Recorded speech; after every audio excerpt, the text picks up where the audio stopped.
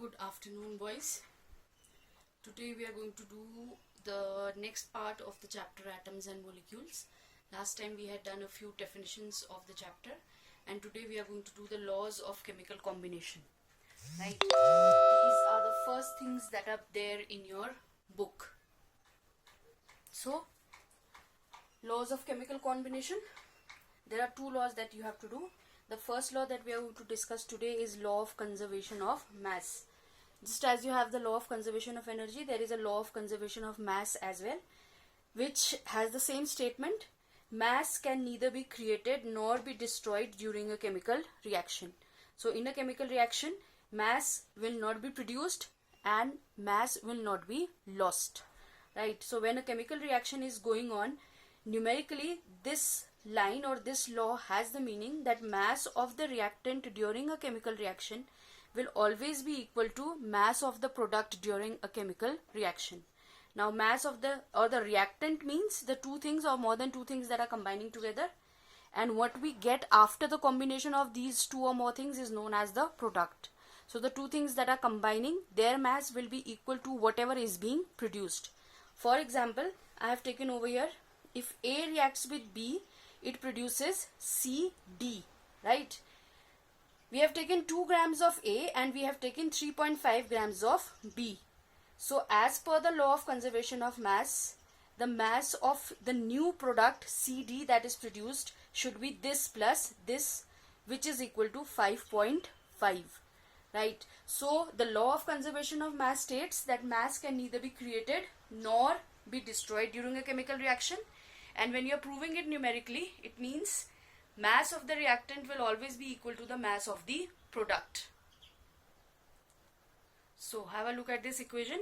This is your question number 1 related to the law of conservation of mass, which is given on your page number 32, the first question.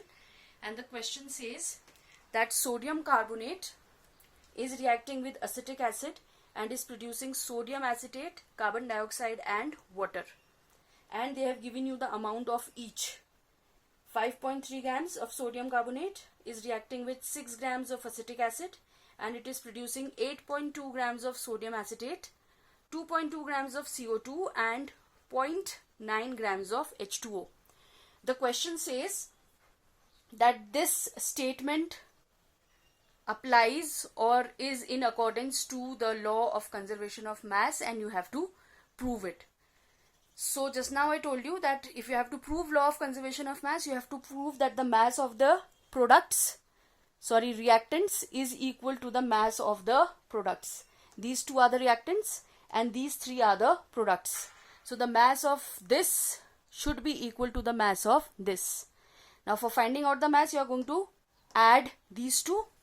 So the mass of the product becomes 5.3 plus 6, which is equal to 11.3 grams, right?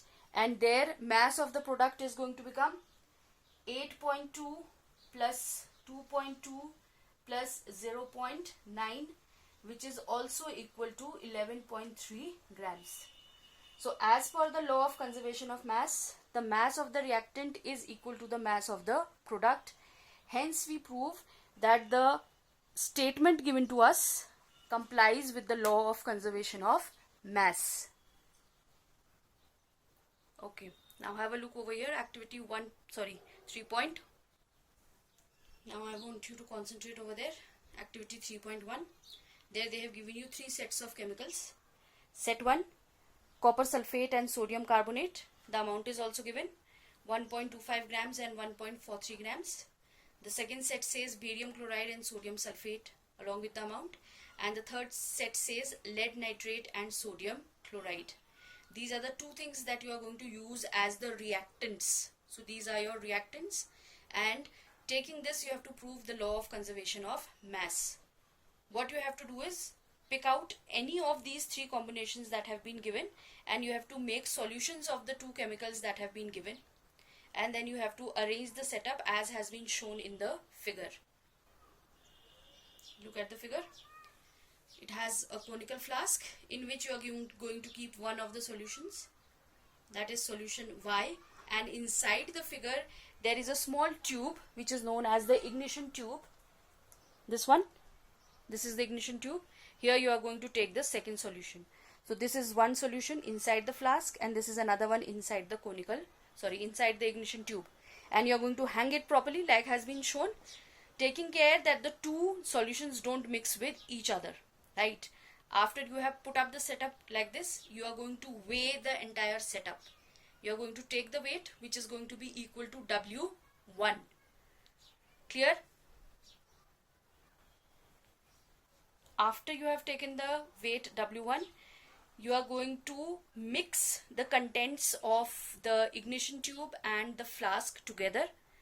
A reaction is going to happen and you are going to see a color change of the solution, which is going to confirm that a reaction has happened and products have been formed. Once the reaction has occurred, you are going to weigh the entire setup again. This is going to be your W2. So W1 is the weight of the reactants and W2 is the weight of the products. When you are going to compare the results, you are going to find that W1 will be equal to W2, right?